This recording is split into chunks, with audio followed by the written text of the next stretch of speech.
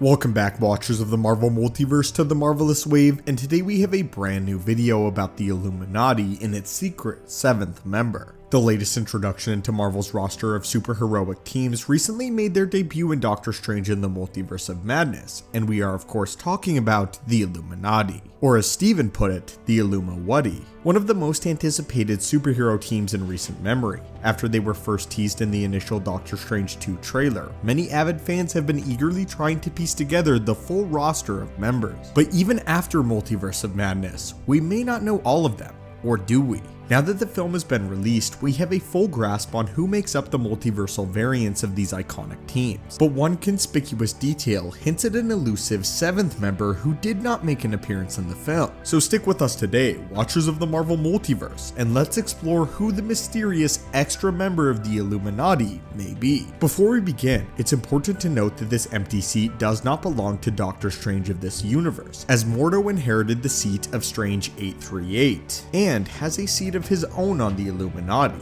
This is evidenced in a few different ways. The first of which is that Mordo is not present during the flashback on Titan, and Strange even states as much when mocking Mordo, claiming that his death was Mordo's ticket to joining the Illuminati, and therefore controlling the New York Sanctum. This seems to indicate that Mordo only joined after Strange's death, taking his seat. In the Multiverse of Madness, we are introduced to the full lineup, and this team seems to be a collection of the most prominent factions of Earth 838.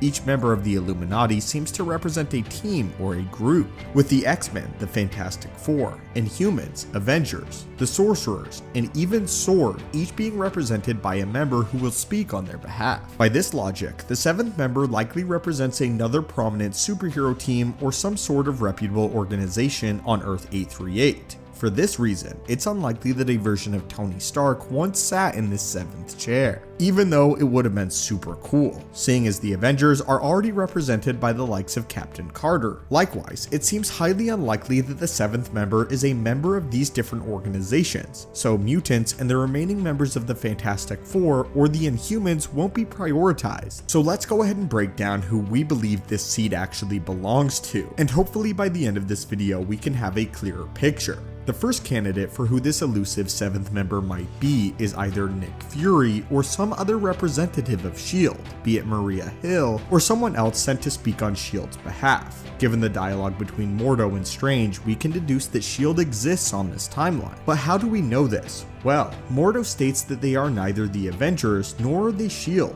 implying that he knows exactly who S.H.I.E.L.D. is, and again that they exist on 838, as one of the premier defense forces that the planet has to offer. Seeing S.H.I.E.L.D. represented on the Illuminati makes a lot of sense, and whether or not this is Fury or one of his delegates has yet to be seen. The next candidate goes back to old rumors that the initial lineup of the Illuminati, most of which came to fruition. In the original rumors, Baldr the Brave was a common name that was circulated, with a certain degree of prevalence, and as a representative of the Asgardians, Baldr might have served as a voice for the Asgardian people. Recently, it was even confirmed by one of the writers of Doctor Strange in the Multiverse of Madness that Baldr the Brave did actually have scenes in the original cut of the film, but that they were ultimately cut. Baldr the Brave, though, could have served as Asgard's eyes and ears, and one that could report back to his homeland on the regular. We know that if Maria Rambeau is anything like her 616 Captain Marvel counterpart, then she's an intergalactic hero who travels the galaxy regularly. So this tells us that Baldr's obligations to the cosmos might not necessarily be a hindrance to his inclusion on the Illuminati roster. He could theoretically serve as a liaison between the Asgardian rulership and the most powerful team on Earth, ensuring constant and clear communication between the two. Even if it's not Baldr himself, an Asgardian of the Illuminati would indicate that the Asgardians and humans are on favorable terms with one another. This could also even extend to other pantheons of gods in the Marvel universe, or potentially even the Eternals. But if the gods are to be represented, it seems like Asgard is the likeliest voice for the cosmic side of Marvel, and would take priority over other Egyptian, Greek, or any other unannounced pantheon of gods that now exists. If we are to take into account the comic book precedent, then this 7th faction might not actually be a superhero team at all, but may instead be an entire nation.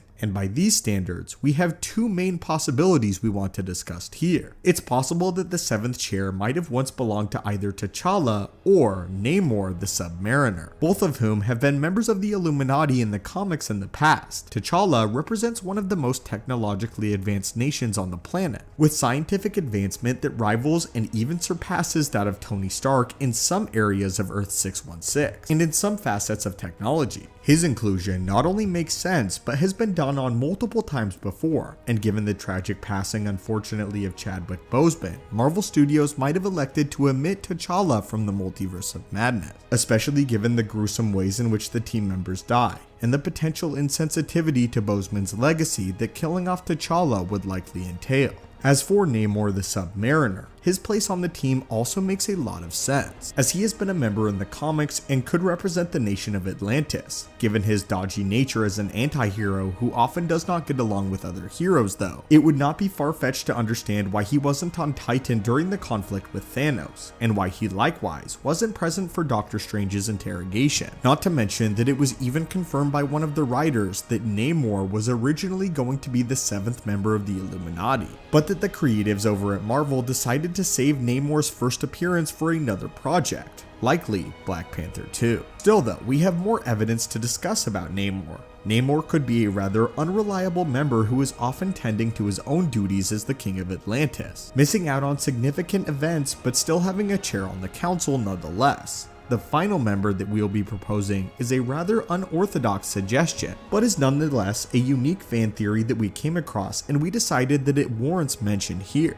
The final member of the Illuminati, as proposed by some avid theorists, just might be Ultron himself. It's important to first remember that we are not talking about the iteration of Ultron that we know from the mainline MCU and What If. The Ultron of Earth 838 is a success, and is carrying out his initiatives just as Tony Stark had hoped for in the mainline MCU, which we can see by his partnership with the Illuminati and his designation to help them. The New York that we see seems to be a utopian society where the Earth is thriving, likely due in part to the creation and the benefits of Ultron. Vegetation and nature are integrated into the livelihoods of the everyday citizen, implying that climate change has been mitigated and multiple world issues have also been solved by Richards and the heroes of Earth. It's very possible that some of the success can also likely be attributed to Ultron, and seeing as the Ultron sentries are loyal to the Illuminati, it's clear that this version of the character didn't turn to destruction as he did in 616. This might also mean that Ultron has a central body, or at least a primary physical form that represents his drones, and if this is the case, then perhaps this version of Ultron has a seat on the Illuminati as well. We already know that he is working closely with the team, as his sentries are the primary security measures that the Illuminati uses to defend their compound. Not to mention, Ultron would certainly have the pull and the reputation to warrant his inclusion on the team,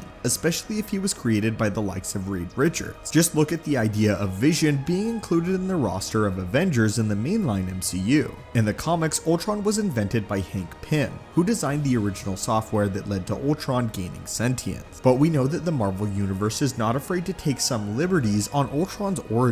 In the mainline MCU, as well as What If, it's Tony Stark who designed the original Ultron programming, and it wouldn't be too far-fetched to believe that in his quest to better the world and advance the fields of science and medicine, that Reed Richards did the same. Only Reed Richards was successful, where Stark and Pym were not. This could be the difference between a successful Ultron and the one that seeks to dominate, and in this reality, Reed Richards might have also believed that Ultron was a way to ensure peace in his time, and this might have led him to including this benevolent variant of Ultron on the Illuminati roster. But anyway, my friends and watchers, what do you think of these candidates for the Illuminati in the mysterious 7th empty chair? Who do you think the 7th member of the Illuminati was, and do you think it's one of the people that we proposed here? If not, then who do you think the 7th member might have been? As always, my friends, hit that subscribe button to assemble and join our team, and I hope that you have a great day.